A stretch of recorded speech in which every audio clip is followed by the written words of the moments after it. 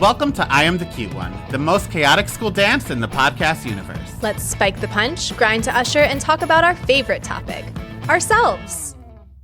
Hello, I am Donnie, and I am the cute one. And I'm Chelsea, and I am the cute one. And today, I have something to say, but first, let me tell you, we're finally covering Black Annie. And for those cuties, again, who are like me, it's just Annie from 2014. It is. And Chelsea, I didn't know we were coming in costume today. I would have dressed like an orphan also. I hate you. I texted Donnie this morning and I said, everybody's been getting sick all around me. I 100% am getting sick. I hope it's not the full flu, but I said, it's now or never. Let's record. I'm showing up like one of the bad guys from Home Alone. And we'll see what happens today, cuties, because I'm not well. Yeah. And I would say Marv and Harry are the bad guys. You look like the pigeon lady. Squawk, squawk. Back to Black Annie really quick. Yes, it is just called Annie, but her being black is so important to the story and makes it better. And now this was around the same time as... It was like, not the start of, but like, this is when we got Zendaya as Mary Jane. So redhead women lost their minds. Then we got Haley Bailey as Ariel. Redhead women lost their minds. So this was all the same time. Like, they're coming for our futures, whatever. And then what a full circle moment that in the year 2025, TikTok decided that redheaded people are black people. But yesterday, I was talking to my boyfriend, and he basically made me play, like, I have a black friend. And he was like, do you and Chelsea ever cover black movies on your podcast? So then the first thing I said was, for your information, we're recording Black Annie tomorrow. So that'll shut you up. But then I went through, and we, not to pat ourselves on the back, but we really do. Wow, give us an award. An NAACP award, perhaps. We have black friends, and we cover black movies. Please, everyone, applaud. Because first it was like a little bit. I was like, well, LL Cool J's in this Halloween movie and this LL and this. Cool J wasn't the first kill in Halloween. Yeah. But then once I got to Baps, then that was the end of the conversation. We covered the black movie. Anyway. Now that we've given ourselves accolades and let everybody know that we're some of the good ones, let's get into it. Black Annie premiered December 19th, 2014. The Hobbit, Battle of the Five Armies, was #1 at the box office, with Night at the Museum, Secret of the Tomb, and Annie as 2 and 3. 106 and Park and The Late Late Show both aired their last episode this day, and Blank Space by Taylor Swift was the #1 song. Goodness, love that song. Love that song. Love the video. I used to replay that video so often that it really pissed my partner at the time off. And one time he was at the grocery store or whatever, and he got home, heard it playing on the TV, and waited for it to be finished until he entered the house. Speaking of Blank Space and Taylor Swift, there's a new development in my household as of this morning, which, let me tell you, I was already... You see me. You see the face. Go to YouTube if you want to see the creature that I've become. It was already hard enough to get the girls ready and on the bus this morning. Sapphire usually does her little brain break videos as a reward. Once she gets her shoes on, she'll like do a brain break of like Go Noodle or one of those programs. Today, she threw on Kids Bop. I said, where'd you learn about Kids Bop? She said, we were watching this in school yesterday. I said, oh no. I felt like I was watching an episode of Glee, Donnie. Incredible. Sapphire will love this new development in my house. I've switched from Spotify to Apple Music, and a setting on Apple Music, Chelsea, is where you can turn the lyrics off 100%. So every song is karaoke. Me and Sapphire are going to have the time of our lives. That is a dangerous setting. A chill went down my spine, and I feel like we have 6 months before they realize, like, oh, this is harboring terrorist activity. Because at every party Donnie goes to from now until whenever they decide to take it away, I know what's going to happen. Well, they better have it March 20th through 22nd. If today's episode makes you laugh or scream or sing a song karaoke, do us a favor and leave a 5-star review on Apple Podcasts or Spotify. A 5-star review is the easiest way to help us grow our audience and this community. Thank you. Also, as you know, we offer ad-free versions of our episode on Patreon. Oh, I have to read more of the Passions book. I forgot until just now, so a new chapter of that will be up soon. Our Traders is up there, including our behind-the-scenes episode where we give some director commentary. There's really a lot for you. And that is patreon.com youtube.com/IamTheCuteOne. So this Annie, 2014's Annie, was based on the musical by Thomas Meehan that was based on the 1938 comic strip Little Orphan Annie by Harold Gray. And then this screenplay was written by Will Gluck and Aileen Brosh McKenna. So Aileen Brosh McKenna wrote Three to Tango, The Devil Wears Prada, 27 Dresses, Morning Glory, We Bought a Zoo, Your Place or Mine, and created Crazy Ex-Girlfriend. And Will Gluck wrote Fired Up, Friends with Benefits, Peter Rabbit 1 and 2, Anyone But You, and 4 episodes of the most underrated, ahead of its time, show of all time, Grosse Point on the WB. Okay, Gluck, motherfuckers. Will Gluck also directed this, and he directed Fired Up, Easy A, Friends with Benefits, Peter Rabbit 1 and 2, and Anyone But You. Okay. I think I love Will Gluck. Gluck, marry, kill.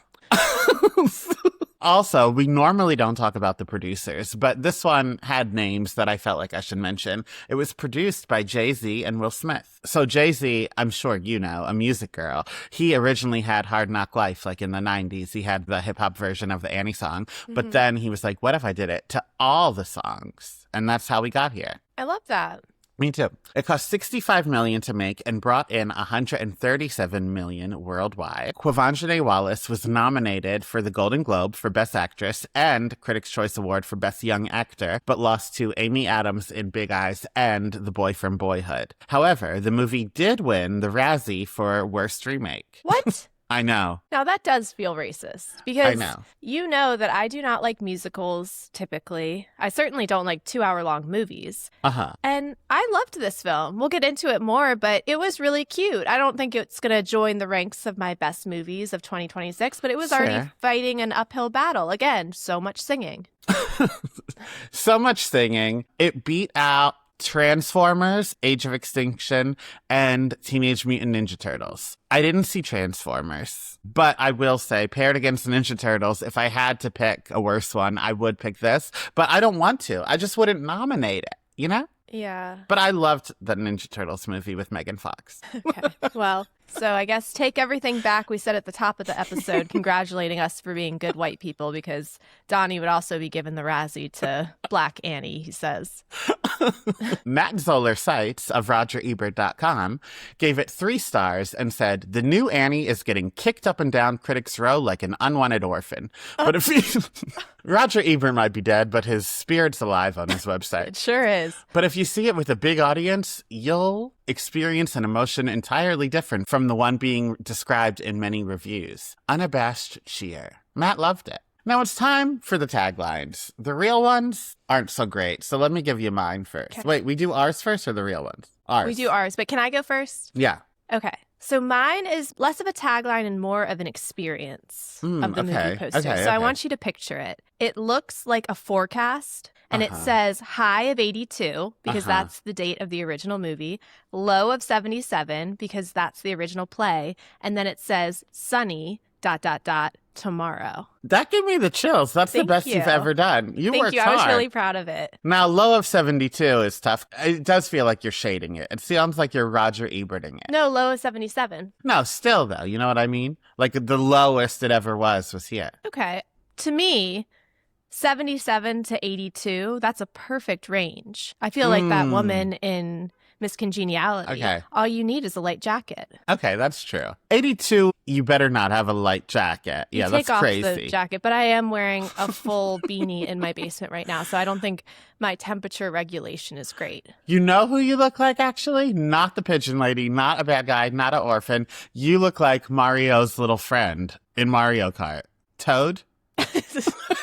That's who I used to play when I played Mario Kart. Oh, I was Full always circle. Princess, Now, of course. I am going to add Dr. Bald's giant Carhartt jacket that he's had since 2006. So we'll see what I'm going to look like now. I used to always play as Princess Peach, but now I play as Birdo, that pink one with the dick-sucking lips. Love that. Mine is Tomorrow, remixed.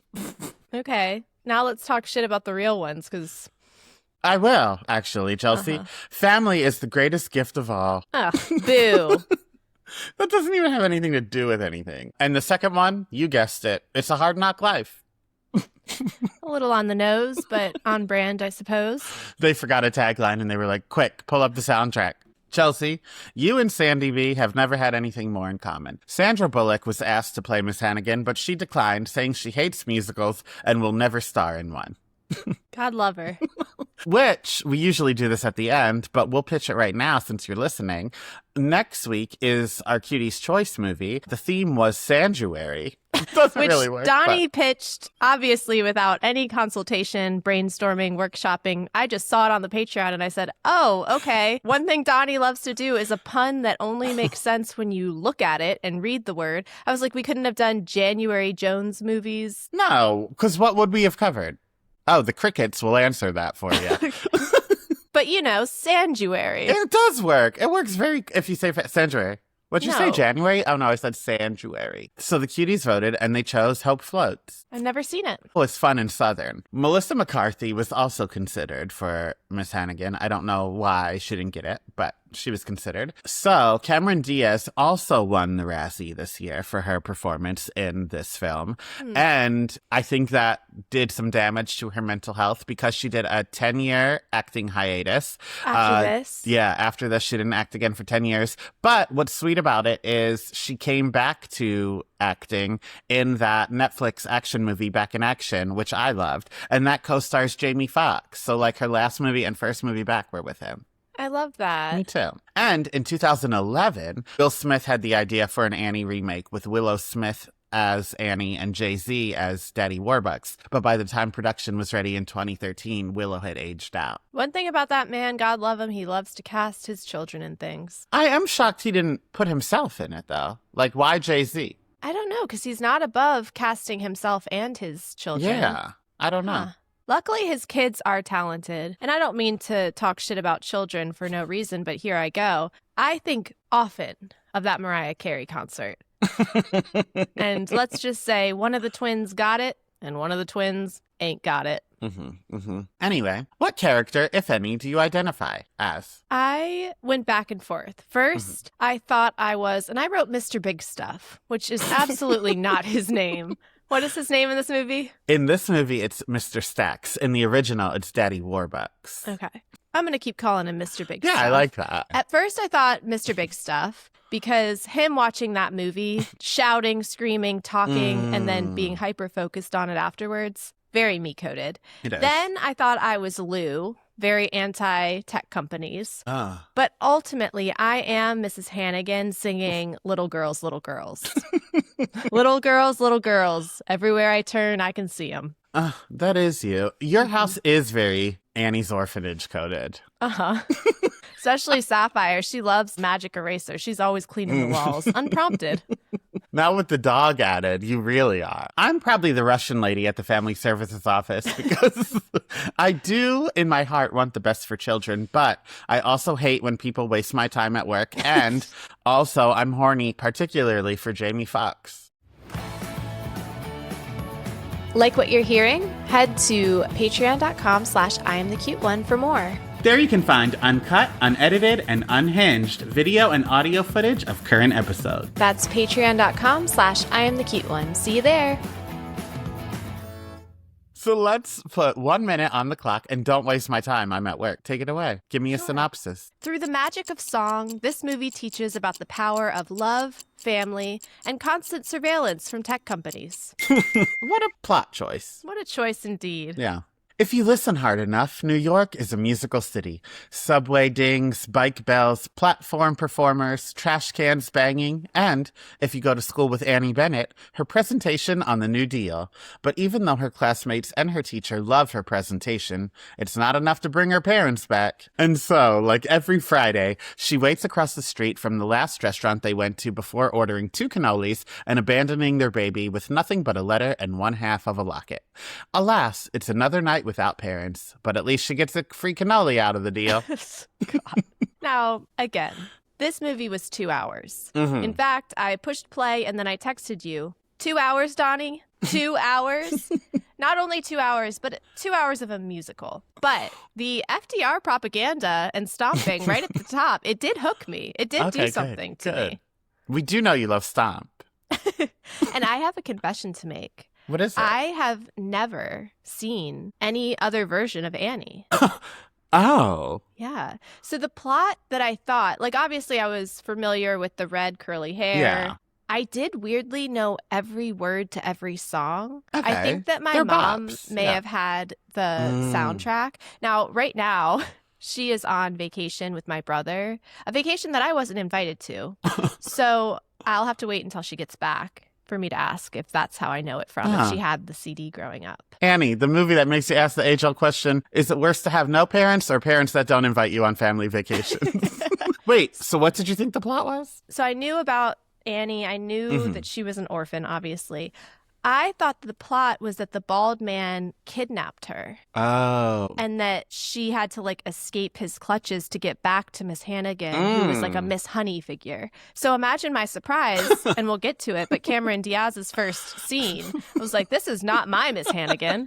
No, not at all. I mean, why do you call a man Daddy Warbucks? I am assuming that means he's making his money from selling war weapons. No, he's just rich. We don't know how. It rhymes with more bucks, which they sing a lot in the in the original. In the original, he is Republican leaning, I do believe. And that's why FDR's presence is important, so that he can get some sense. Wait, FDR was in the original? Oh, yeah. Oh, so the propaganda, I felt like it was heavy-handed. I was like, what a choice to just shout out FDR. That's why we start with that redheaded Annie doing her little production or whatever. And then he's like, all right, enough of you. Let's bring out the real one. Black Annie, take it away. And then she gives us our FDR presentation.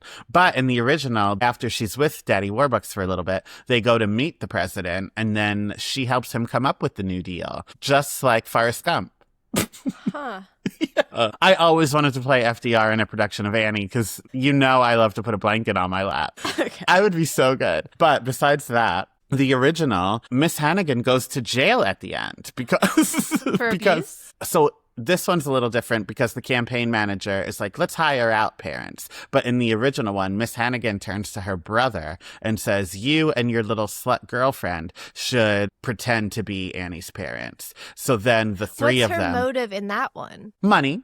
Oh, from Daddy Warbucks? Yeah. Because, like, you care about this little girl now, but now here's her real parents. It is their right to take her back, but you already set Annie up to live this lavish lifestyle. So now here her parents come, but they're going to be on the streets. So then he's like, just take my money. In the original movie, they, like, climb some bridge in New York. They're, like, at the top of those rope things. Like King Kong. Yeah, chasing Annie to kill her.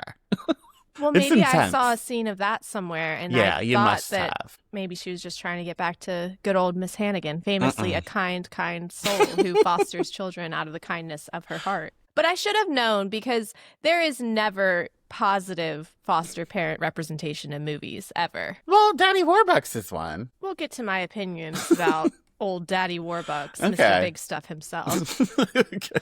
Also, not to be too, like, people on assistance shouldn't get to buy steak, but... Great. Can't wait to hear the second part of this sentence. But I will say... How do I say this? I don't know. If they had money to buy 2 cannolis, they probably had money to have a daughter, you know? And she was not an infant. She was 4. We find out later she was 4 years old. They've done this for 4 years, and then they were like, let's have 2 last cannolis and then send her on her way. And not to mention also, a 4-year-old is old enough to eat dessert. They didn't get 3 cannolis. They didn't give her a parting gift. Okay. I would argue... Let me just play devil's advocate real quick. Okay. Now, I'm no Suze Orman or whatever her name is, but as a parent, I would argue the expenses for a child is actually, you'd be surprised to learn, not quite equivalent to 2 cannolis. That was a fancy restaurant. The name was Tomorrow in Italian. Arrivederci, baby. That's what they should have named it. I think that probably they wanted to continue to eat their cannolis. And, you know, one thing is, if you have kids, no cannolis and no trips to Mexico, apparently. Yeah. Also, I was in a play called Holy Cannoli in college. Do you know this? Plot? You'd love it. It was a door slamming farce about this girl who lived with her boyfriend, but her family is very conservative Italian people. So then when the family made a surprise visit, the boyfriend had to dress like a girl and pretend he was the roommate the whole time. So then he was living as a girl, but then the the Italian lead girl's brother, like some Guido boy, fell in love with the roommate that wasn't really there. And then I was the gay cousin. It really was great. Yeah. Did then the gay cousin fall in love with the No, I boyfriend ended up in with the boy doorman. Disgusting. But the whole point of me bringing up this Holy Cannoli is as a fundraiser, we sold cannolis in the lawn or whatever it was called, the Great Lawn. We sold cannolis, and on my shift, when they came back, there was no money raised, but all the cannolis were gone. And they were like, what happened? I said I was thieved, but really... You said you were thieved? Yeah, I was like, someone came and stole it. I didn't want to leave the table, though, and go tell you guys, so I waited here for you, but all the cannolis are gone. We didn't make any money. So in this story, you hadn't abandoned the table. Somebody came and robbed all these cannolis with you there. It was a hate crime, yeah. They were like, listen up, F-word. Here's the cannolis. I'm taking them. Are cannolis the red sauce kind of thing, or are they desserts? Fuck? What are cannolis? A dessert. It's sweet cream, usually with chocolate chips inside, and then wrapped in what looks like a tortilla, but it's fried. Okay. Love them. I don't think I've ever had one. I thought it was a pasta dish. Oh, no, that's a ravioli. If they only ate 2 raviolis, then I'd be on your side. But a cannoli is close to $5. I understand your thesis a little more then. I was like, these poor people, they're just coming and cutting up a little ravioli. Now that's a Great Depression. Now, I don't think that these people were good parents. I don't think everybody is meant to be a parent on this earth. Now, I don't think that they should have given this poor girl hope and left her with half of a locket. No. But clearly they knew what they were capable of, and that was eating 2 cannolis. Leaving half a locket is insidious. When she returns home, she's greeted by her foster mother, Cameron Diaz, a drunk, emotionally abusive former star-to-be who was fired from C&C Music Factory before their appearance on the Arsenio Hall show, and who is only a foster parent for the quick cash. The way you talked about this performance... Brilliant. Every time when you were trying to sway the vote for the Patreon Cuties for them to pick Black Annie all those months ago, you would bring up Cameron Diaz, a performance of a lifetime. Anytime you would tell me to buckle up, Cameron Diaz, performance of the lifetime. You won't forget it, right? You know what? If you had said you won't forget it, that would have been more on brand. But the performance of a lifetime. Did it or did it not get her an award? It's true. That is true. I don't know what I was expecting, but I certainly was not expecting this first scene, coupled with the earth-shattering realization that Miss Hannigan is not so great. I know Cameron Diaz is having a resurgence right now, and this performance, it really took me through the highs and lows. I was enjoying her, I was groaning, I was clapping, I was cheering, I was sad for her, I was happy for her. I want her in a hagsploitation film. Imagine her bringing this energy. Imagine the Charlie's Angels girls with prosthetics and substance like body horror in a hagsploitation film. Oh, I need it tomorrow. Tomorrow, get it? Oh, sun will come out. If you couldn't tell by any of the facts I've already told you, I'll say it bluntly. Annie is living the hard knock life. Especially when Cameron Diaz makes her and the other orphans clean the apartment in preparation for an inspection as she sprays them with a water bottle. But when the inspector drops a paper with her social security number on it, Annie takes her number and continues the hunt for her parents. Now, Miss Hannigan, you know how she sprays them with water bottles when they're not doing what she wants? My mom used to do that to me and my brother. Really? I was never spanked as a child, but when I was very young, used to throw these terrible temper tantrums. And my mom had 2 ways of getting me to stop. One was she would pick up the video camera and say hi to daddy, because my mom was a stay-at-home mom. And my dad would come home and I'd be this little angel. And he's like, no, not my baby. What are you talking about? She's not doing that. So my mom was like, no, you need to see the demon that this girl turns into at 2 p.m. during nap time. So she would pick up the camera and say, I'm zooming in, say hi to daddy. He's going to watch this later. And I would say, turn that damn camera off, as a 4-year-old. Nuh-uh. And then the other method that would get me to stop is she would give me a little spritz with the spritzer bottle. And she said it was like holy water hitting a demon. And I'd be like, oh. And she would say, yeah, oh, you're back. My favorite part about being a cat owner was that I was able to spray her with a bottle. I'll miss that. Now, the other thing that Miss Hannigan did that I really resonated with was she caught a rat in a Tupperware container.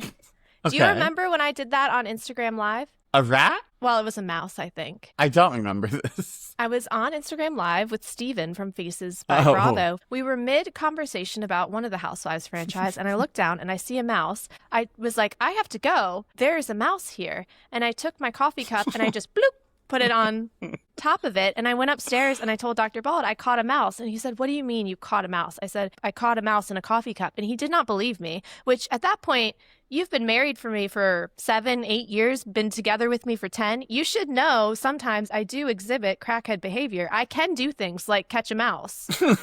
And he came downstairs and he like lifted it up. He's like, oh my God, you did catch a mouse in this coffee cup.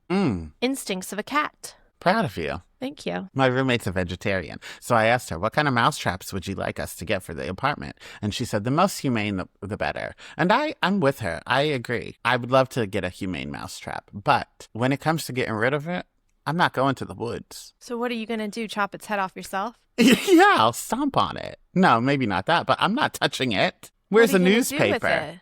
I don't know. Throw it in the toilet. No, I won't. They'll come back up. Yeah. Well, you know, mice, they can follow the trail. You have to drop a mouse off like a mile away or it will find its way back because it's sense of smell. Disgusting. Because that's what happened. At first, we were trying to be humane when we had mice and Dr. Bald would like throw it outside. And I was like, this is the same mouse. I know this mouse. This mouse was underneath a coffee cup of mine.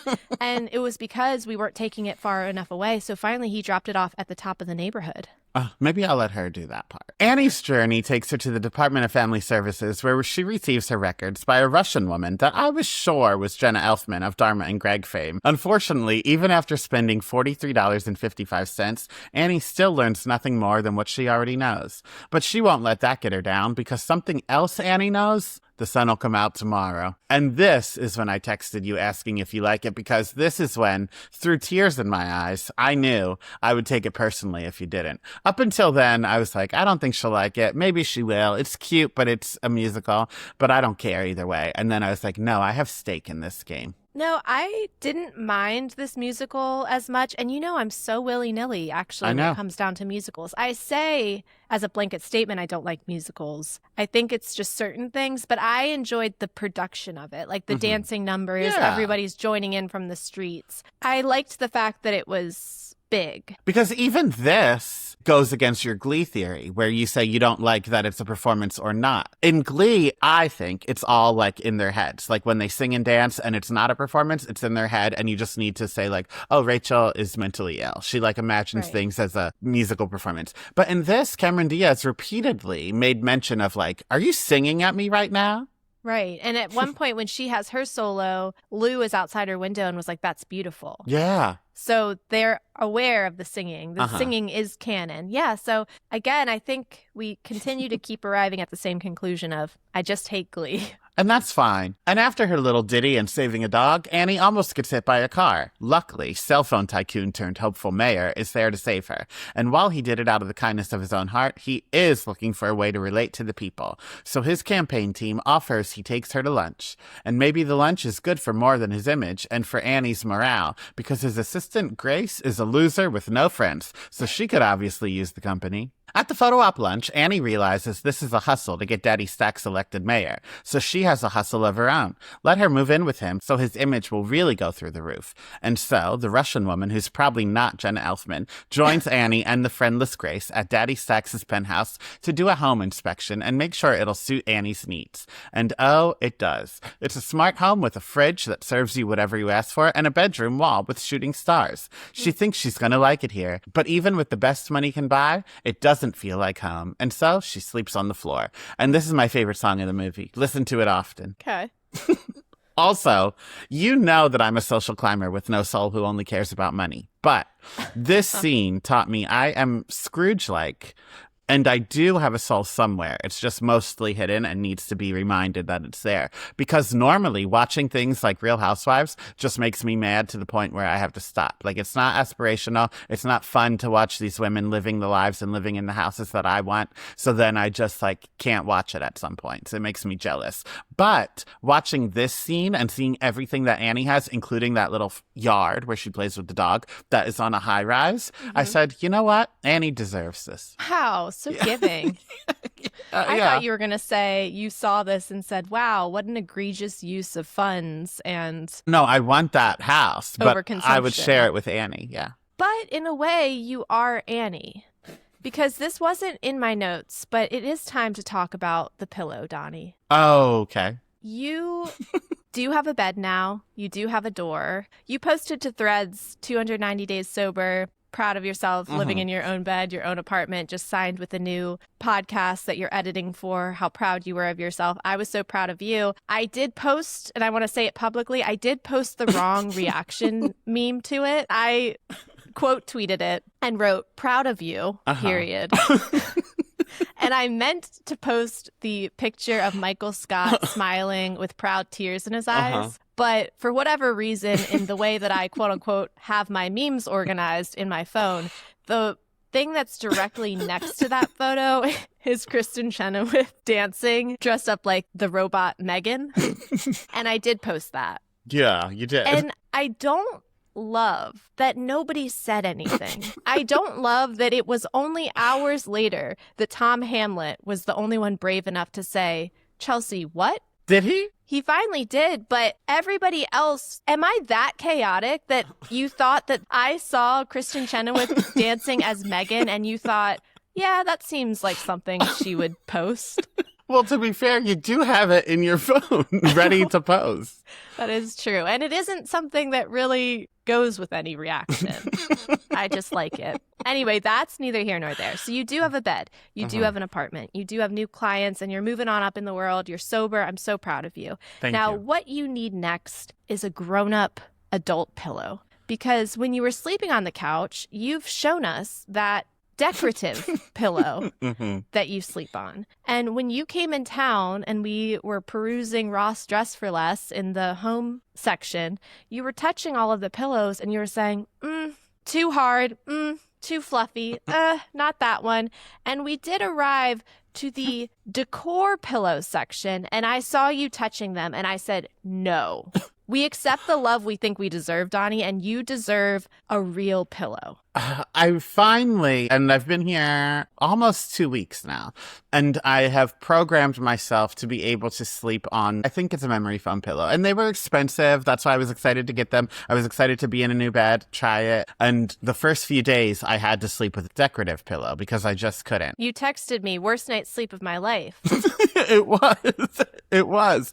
But I have adjusted. Now, I will say, normally, if this is the pillow here, I normally have always slept at the very bottom, like the bottom 16th of a pillow is where I sleep, with my like head on the pillow and the rest At that point, just not. sleep with no pillow. I can't do that though. Well, it's helpful on like trips and stuff because I can wrap a t-shirt around my hand and sleep like that as a pillow. That was my next suggestion, is get a blankie. Yeah, I do that sometimes as well, but that's how I normally sleep. But with this pillow, that part was too fluffy, so then it was like doing a weird thing to my neck. So then now I sleep with my head like on the middle of the pillow, but then the pillow comes all the way down to here. It feels like half of my body is up, but I am able to sleep through the night with it now. Okay. And my neck hasn't hurt. You know, I always had neck problems before, so maybe that's why I'm not saying that, but maybe that's why. But ever since I've slept on the middle of the pillow, my neck hasn't had issues. Hard to believe that ever since you retired that burlap decorative pillow, you're feeling a little bit better. Because that's the other thing, your poor face, you were probably getting rug burn from that. Well, Chelsea, that's why. I didn't care about my posture. I didn't care about what I should and shouldn't do as a 40-year-old man. When you told me that the long-term effects on my skin is probably not great with that kind of decorative pillow, I haven't used it since. It was like when I sucked my thumb until 9th grade and they've tried everything. They've taped mittens to my hands, hot sauce on my thumb. But then when the dentist said, we're going to have to give you a little gate that you wear on your teeth and everyone's going to know it's because you suck your thumb, then I miraculously stopped overnight. Never sucked my thumb again. Only you got to find that intrinsic motivation from somewhere. Yeah, whenever I visit someone's house and they're like giving me a pillow and stuff, I say, please bring me the oldest one you have. I gave you literally our most decrepit pillow. And I said, how was it? And you said, great. I loved it. We're coming to New York over spring break, and had you not found your own pillow, I was going to bring you that as a housewarming gift. Here's my 12-year-old pillow. Please use Okay, it. well, now wait. Let me see if I really, because now I'm going to keep track. I'm going to make a sleep journal. I'm going to sleep with my Apple Watch on and see if I really do sleep well. If I don't, I'm going to ask you to do that. Okay. Back to Annie.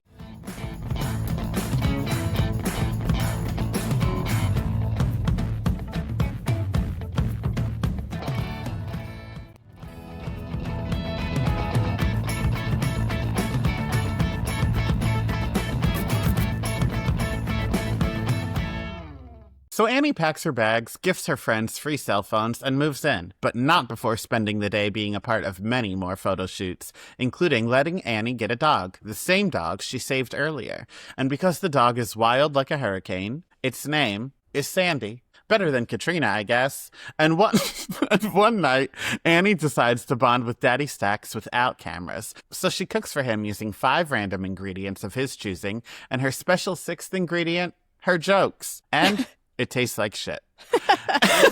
Annie realizes staying with the cell phone mogul has more perks than access to a full kitchen, and so she asks someone at the office to let her spy on people with phone technology until she finds her parents. And then they get to work. This was the point in the movie where I was like, okay, I'm feeling pretty hopeful right now. They're pointing to a larger issue of the surveillance state that we are building to. I didn't know where we were going. So this was at a point where I wrote, wow, finally a movie with a message. And just like that, I like this movie even more.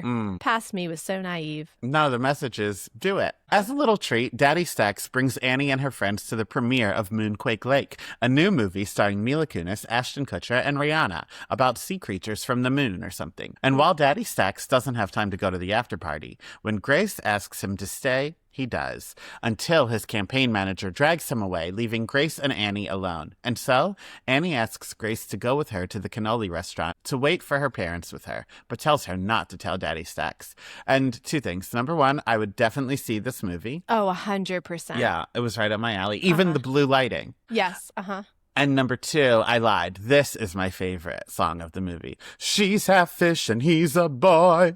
This is a bop. Sung by Sia. Did you know that? I did not know that. Yeah. I love that. I love when they do movies within movies. Me too. And stick around for my reboot.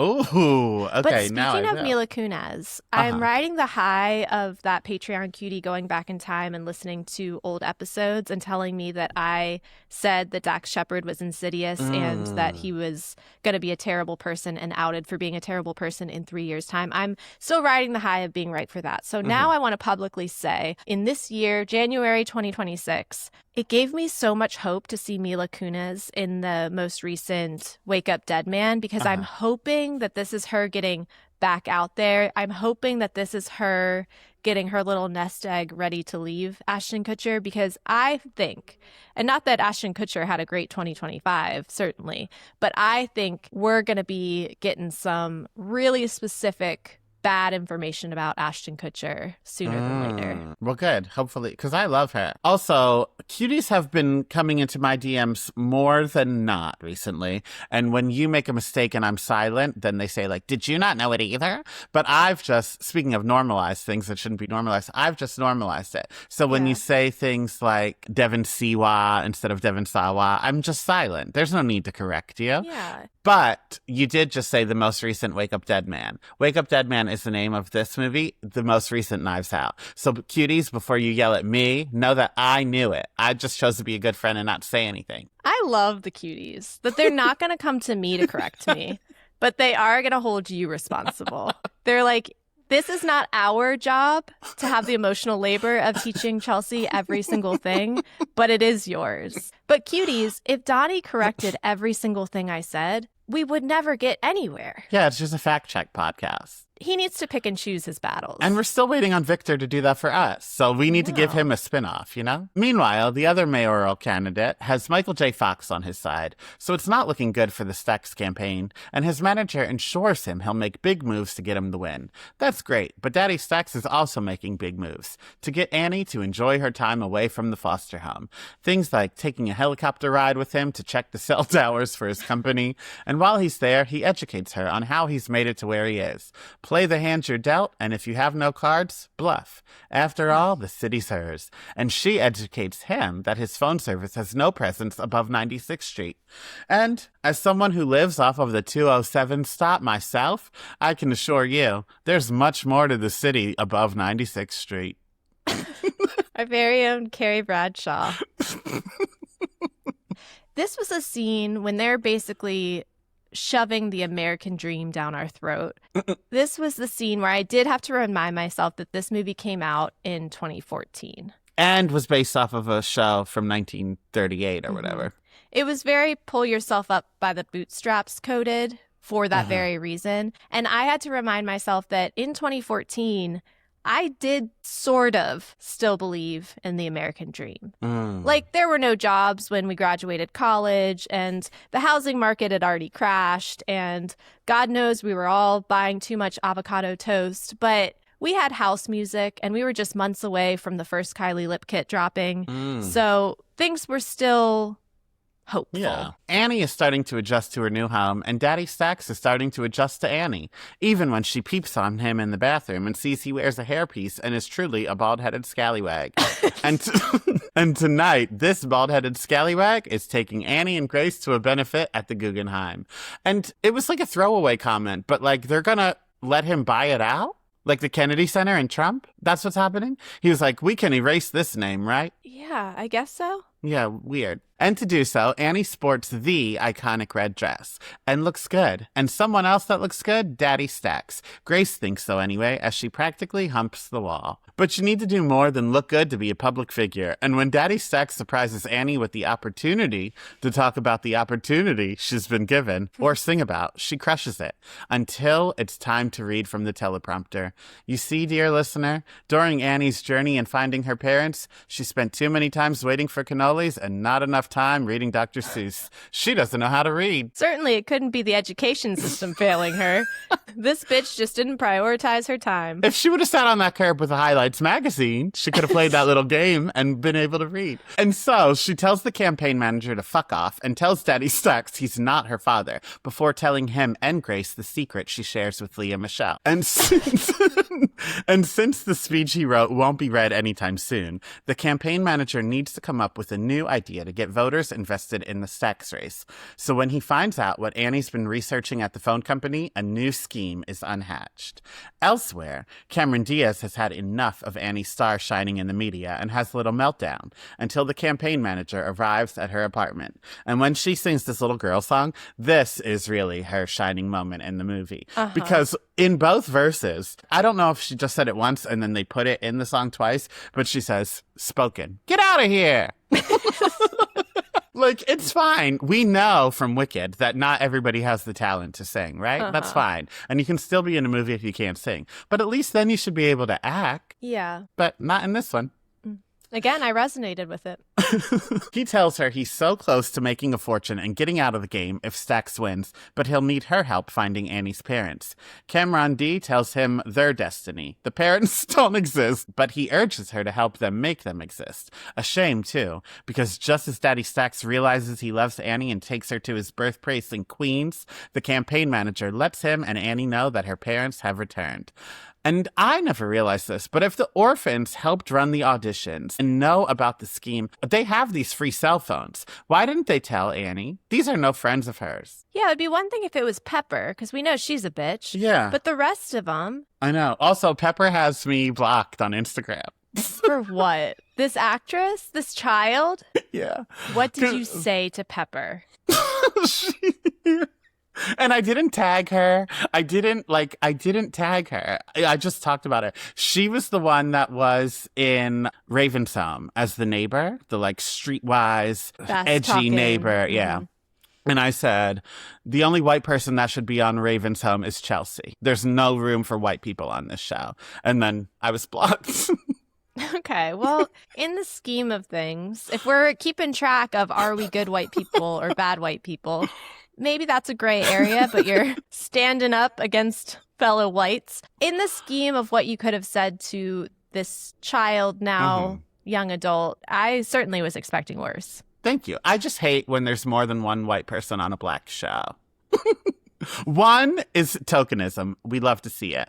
Like a Chelsea, or on the Parkers, we love Six from Blossom, etc., etc., etc. But then when there's more than one, and Abbott, I pushed back on Jacob for a long time on Abbott Elementary because I was like, Melissa is my token white. There's no need for this F word on here. But then he grew on me, and now I like them both. That's different white representation. They're two very different white cultures that they're representing. And so I can get on board with that. But I can understand your gripe.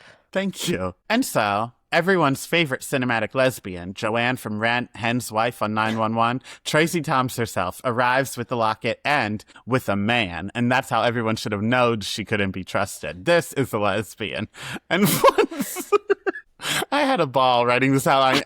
I can tell. And you know what? I had to go out of my way from last week's Jumanji Wikipedia scheme. I really had to show you that I watched this movie. You had to double down to earn the Cuties' trust back after last week when you blatantly just missed a giant plot point. If only Annie would have got adopted at the end. That's how I'll end this one. And once the parents officially claim her, they tell her they'll pick her up at 4 when they'll move to Brazil for her father's new job. But really, they'll just keep her locked up for a bit until the election's over, and then they'll dump her back in the system. Besides being illiterate and an orphan, Annie's also apparently deaf. Because I have full body chills right now, and it's not from your joyous, gleeful, sinister outline. It's because I have the flu. Okay, we'll wrap it up. Annie's apparently deaf because Daddy Stacks tells Cameron Diaz how highly Annie speaks of her, particularly her singing. And suddenly, the bitch has a soul, wanting to stop the fake parents from taking her. Cameron has to save the day, but first, she has to sing. And she'll need the orphan's help to save the day, not to help sing. That's a solo. These children are jumping rope as she tries to pull them into her savior scheme. And they were singing Cinderella dressed in yellow. I had a total flashback of all of the jump roping rhymes I knew. Shame, shame, shame. I don't know Which that. I don't know now that I'm thinking of. Is that appropriate? Shame, shame, shame. I don't want to go to Mexico no more, more, more. There's a big fat policeman at the door, door, door. Grab you by the collar. Boy, you better holler. I don't want to go to Mexico no more, more, more. Shame. Yeah, But I think it's anti-ice. I think we were before our time. We can say that if it makes you feel better. Miss Susie had a steamboat. Oh, yeah. The steamboat had a bell, ding, ding. Huh. Mailman, mailman, do your duty. I don't know that. Watch out for Miss American Beauty. She can do the pom-pom, she can do the twist, but most of all, she can make a man kiss. K-I-S-S. A little slut-shamey for my liking. No, I like that one. I made up one when I was little that was like this. A table's for glasses and not for feet. I'd like you to meet my friends. Only you would make up a rhyme that allowed you to be bossy and telling people to get their feet off your table. That was the twist. You think I'm going to say tables for glasses and not for asses, but then I say feet. So you think I'm going to curse, but haha, I tricked you. And then when I say I'd like you to meet my, I do this, so you think I'm going to say fist, but instead I say friends. You loved a twist as a child. Look no further Don't than make the me haunted get the haunted hotel. hotel. The second my roommate moved in, people were bringing up her bed. They were like, where do you want this TV? I was like, wait, did you see this, Rachel? Look at this book I wrote when I was 8. She didn't read it it's yet. important you give her the full glimpse of what the roommate experience is going to be like. Yeah. You're pissing in jars and showing your books. She doesn't know about that yet. Patreon.com/I am the cute one to hear about the latest in Donnie's piece. One day she'll open the bulimia closet. Luckily, there's no closet in this room. Okay. Annie returns her cell phone to Stack since there's no cell service in Brazil, along with a family portrait she drew of herself, him, and Sandy, before telling Grace to punch Stacks in the face. It's a euphemism for fucking him. And the second Annie leaves, Stack's heart hardens once more, throwing himself back into work immediately until Cameron Diaz and the orphans tell him the truth. And then it's a race against the clock to save her. But they better work fast, because the two assholes are working hard to gaslight Annie into thinking Stacks never cared about her. Luckily, Annie is a social media darling, and every time she's spotted by city folk, Stacks is notified. Remember the spying technology? Here it is. Unfortunately, if he uses it, everyone will know the truth about his phones, and his dreams of becoming mayor will be out the window. So with the spyware and the helicopter, Stacks and friends cut off Annie's fake parents at the state park. But Annie's brain has already been rotted, and she thinks even this is just him trying to get photo ops to become mayor. And so, to prove that's not the case, Daddy Stacks drops out of the mayoral race to be Daddy Stacks, because she's his family. But Annie's hustle ain't over. She needs a mother, and Grace is looking pretty good. And so Grace punches him in the face, fucks him, and Annie learns to read. I don't need anything but you. Also, this is at the end, I don't know, and by I don't know, I mean it is the first time I've ever thought about it. When Cameron Diaz, during this song, says, everybody dance now, it finally clicked. Mm-hmm. That's why she was the one that was going to do it in CNC Music Factory. Well, we've done it. Final thoughts. If we were to bring this movie to present day, who would you cast in the reboot, or what would the plot of a sequel be? I've already hinted at it, so I'm just going to say it. I think we should just make the movie that they saw. I would see 8 Moonquake Lakes. Mm-hmm. I agree. So I brought some education. I know you're trying to get out. I can hear you breathing heavy on this microphone. I feel so sick, Donnie. Yeah. So I'll make it quick, but this is 3 paragraphs long.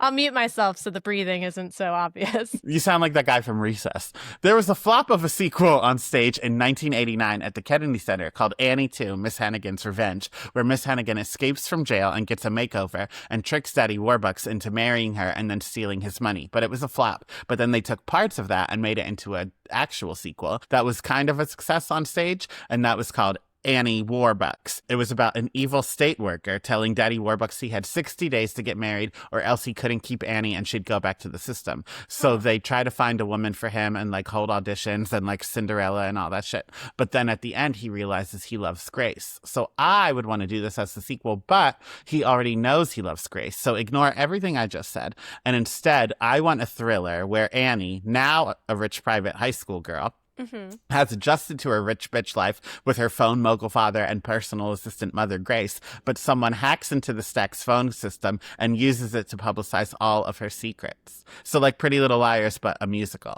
I love that. Thank you. Okay. Final thoughts. What about this movie aged well, and what aged like Blockbuster? I would say, I don't know if we needed a Hurricane Sandy joke 2 years after Sandy ravaged the East Coast, but I know that it was a nod to the dog in the first movie. But again, why don't we just name the dog Sandy? We don't need to give the backstory of this dog's like a hurricane.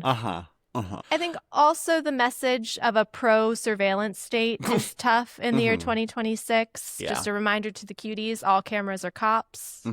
Definitely that, the surveillance state. In terms of language, nothing I couldn't really get past, because any like inappropriate thing they say, I also say. But they did use the word hobo a lot. But it's so easy to rhyme. It is. I know. I say bum barf when I'm on the train and it stinks. Oh, this smells like bum barf. Next week, cuties, we already told you, but we'll say it again. Sanjuary is here, and you voted for Hope Floats, a 2-hour film about Southern people.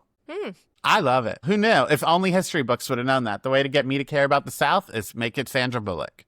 There we go. Well, we'll see you next week, and hopefully I'll be looking a little more well. Okay. Talk to you later. I love you like a sister. Bye. Bye. Thank you for listening to I Am the Cute One. If you want more, head to patreon.com/IamTheCuteOne for uncut, unedited, and unhinged video and audio footage of current episodes, as well as even more bonus content. And if you like what you heard, please be sure to leave a 5-star rating and subscribe to our show. And to help us grow this community of chaotic cuties, share an episode with a friend you think would pass the vibe check. And to see the madness, check out our YouTube channel, where video footage from all current episodes are posted weekly. You can follow me at Real Donnywood on Instagram and all other social media platforms. And if you want more of my personal brand of chaos, check me out at Oh No Charles. Talk to you later. Love you like a sister.